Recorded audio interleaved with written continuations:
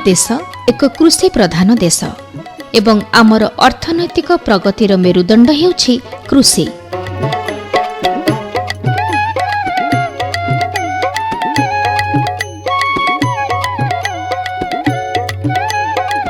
किंतु कृषि प्रति नुआ पीढ़ीर युवगोष्ठी विशेष आग्रही नुहंती। चाष छाड़ी से माने बाहर राज्य को दादन खटी चली जाउछंती।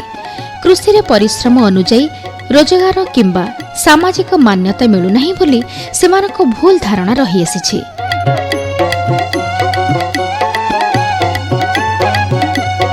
तेबे कृषि रे ठीक भावे मनोनिवेश कले ताहा उभय खाद्य और जीविका सुरक्षा रे जे सहायक होई परिबो ताहा प्रमाणित करि परिछंती अनुभवी चासी माने। एही कहानीटी सेमानक सफलतार कथा।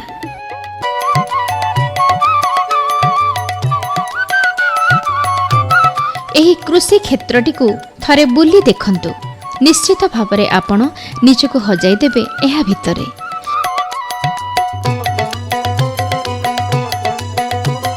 धाड़ी धाड़ी आंब, काजू, अमृतभंडा और कदली बगीचा, गछरे फल भर्ती।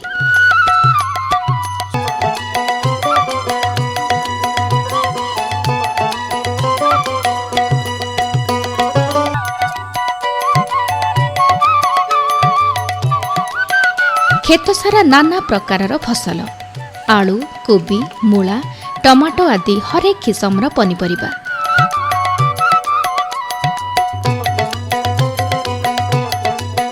हलदी, खंब आलू आदि कंदा फसल, सोरिष, राशि आदि तैलबीज और कांदुल, बिरी आदि डाली फसल भी रही।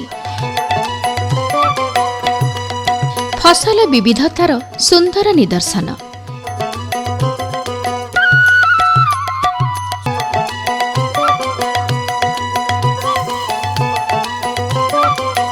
केउठी फसल तोला चली तो आउ केउठी नुआ चारा पड़ुछि, पुणी केउठी जमी प्रस्तुत हेउछि परवर्ती चाष पाई।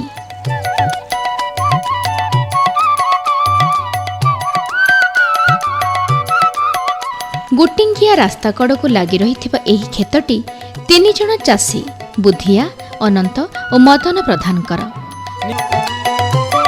5 वर्ष पूर्वरु एही जगाटी कंटालगा परिपूर्ण पोकसुंगा माळ होई पड़िथिला। एही चाषी 3 जण निज गाँ पाखरे थिबा जमी चाष करी चलुथिले। स्वाति अनुष्ठान तरफरु सेमानकु एकाठी करी प्राकृतिक संपद परिचालना योजना रे पड़िया जमीगुडी को हिड बांधी चाष जमी रे परिणत करागला।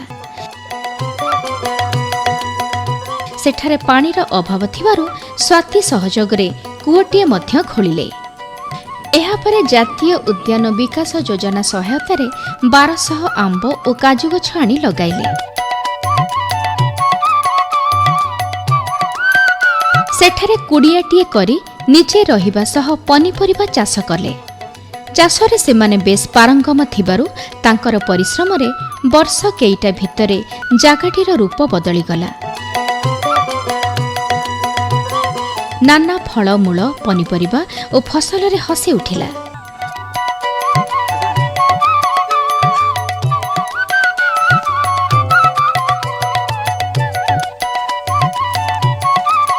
चाषरे से नुआ नुआ प्रयोग मान मध्य कले।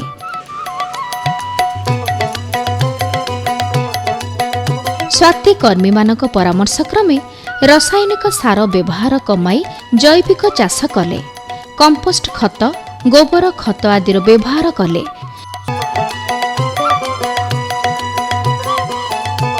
निजे सबुज घरटीए तैयारी करी विभिन्न फलगछ चारा उत्पादन कले।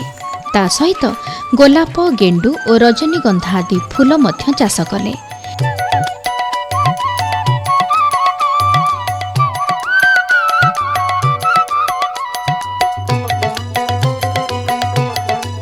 आखपाख गाँवर चाषी मानक पाई तांको खेतटी एक कृषि शिक्षा क्षेत्र पालटी गला। चाषी माने आसी तांकर बगीचा बुली देखिले एवं चाष विषय रे आलोचना करी शिक्षा मध्य पाइले।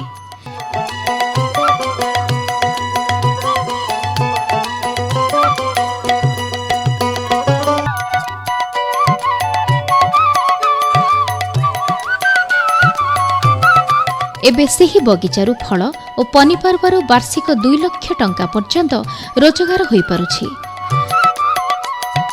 ଆମ୍ବ ଓ କାଜୁଗୁଡ଼ିକ ଫଳିବା ଅବସ୍ଥାକୁ ଆସିଗଲେ ବାର୍ଷିକ 10 ଲକ୍ଷ ଟଙ୍କାରୁ କମ୍ ରୋଜଗାର ହେବ ନାହିଁ ବୋଲି ସେମାନେ ଆକଳନ କରନ୍ତି। ଆମ୍ବ ଲଗେଇଛୁ ଆଜ୍ଞା, ତାପରେ କଦଳୀ, ଫୁଲକୋବି, ଗଣ୍ଠି କୋବି, ଆଳୁ, ବୁଟ ସବୁ ତ ଲଗେଇଛୁ ଆଜ୍ଞା। ପନିପରିବା କରୁଛୁ ଆଜ୍ଞା, ତାପରେ ବଜାରରେ ବିକୁଛୁ। ତାପରେ ପାଖ ଗାଁ, ତାପରେ ଦୂର ଦୂର ଲୋକମାନେ ଟ୍ରେନିଂ ଏଠୁ ନେବାକୁ ଆସିଛନ୍ତି। ତାପରେ ଆମେ ବି ଶିଖୁଛୁ, ତାପରେ ସେମାନଙ୍କୁ ଟ୍ରେନିଂ ଦେଉଛୁ। ତାପରେ ଏଟା ଟାଙ୍ଗରା ଭୂମି ଆଜ୍ଞା, ଗଛ ବି ଉଠୁ ନଥିଲା। 3 ବର୍ଷ ହେଲା ସବୁ ସ୍ୱାତି ବି ତାପରେ ଅଲ୍ଟିକଲଚର ଦେଲେ ସେଠୁ ଆମେ ଟିକେ ଟିକେ ଏବେ ଉପକୃତ ହେଉଛୁ।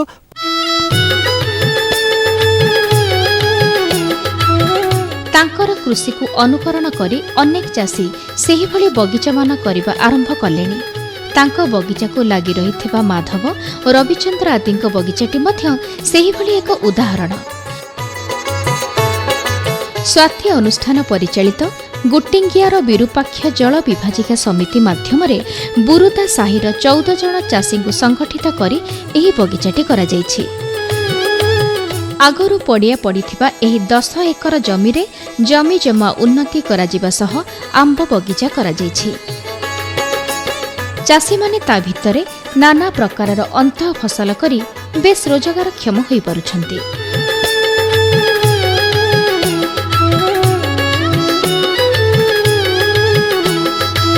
ଏହି ବଗିଚାରୁ ଚାଷୀମାନେ ବର୍ତ୍ତମାନ ବାର୍ଷିକ 1.5 ଲକ୍ଷରୁ ଅଧିକ ଟଙ୍କା ରୋଜଗାର କରିପାରୁଛନ୍ତି। ଫଳ ଗଛଗୁଡ଼ିକରୁ ଉତ୍ପାଦନ ଆରମ୍ଭ ହେଲେ ବାର୍ଷିକ 5 ଲକ୍ଷ ଟଙ୍କାରୁ ଅଧିକ ରୋଜଗାର ହୋଇପାରିବ ବୋଲି ସେମାନଙ୍କ ମତ। ଗଛ ବି ଏବେ ଛୋଟ ଅଛି ସାର୍, ଫଳିନି। ଆଉ 8 ବର୍ଷଠୁ ଫଳାଫଳି ହେବ।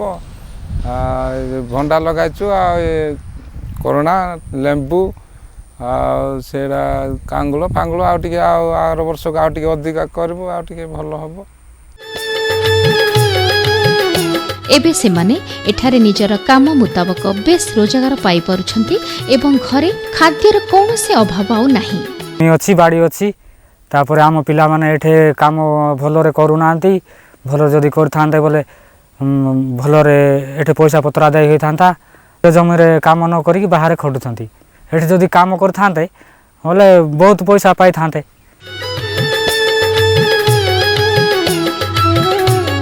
କୃଷିରେ ଏହିପରି ଉନ୍ନତି ଏବେ ସ୍ଥାନୀୟ ଯୁବଗୋଷ୍ଠୀଗୁଡ଼ିକୁ ମଧ୍ୟ ପ୍ରେରଣା ଯୋଗାଇଛି।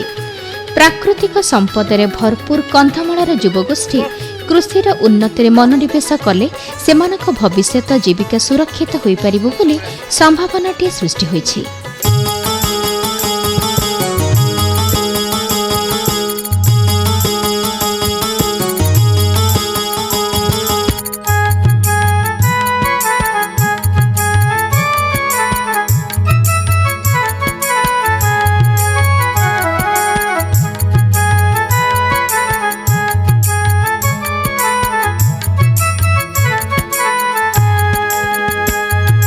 ଗାଁର ଉନ୍ନତି ପାଇଁ, ଗାଁର ଉନ୍ନତି ପାଇଁ ସରକାର କରିଛନ୍ତି, ସରକାର କରିଛନ୍ତି, ସରକାର କରିଛନ୍ତି କେତେ ଯୋଜନା, ନାହିଁ କଳନା। ଗାଁର ଉନ୍ନତି ପାଇଁ, ଗାଁର ଉନ୍ନତି ପାଇଁ ହାତ ମିଶାଇ ଦାୟିତ୍ୱ ନେଇ କାର୍ଯ୍ୟକାରୀ କରିବା ଭାଇ।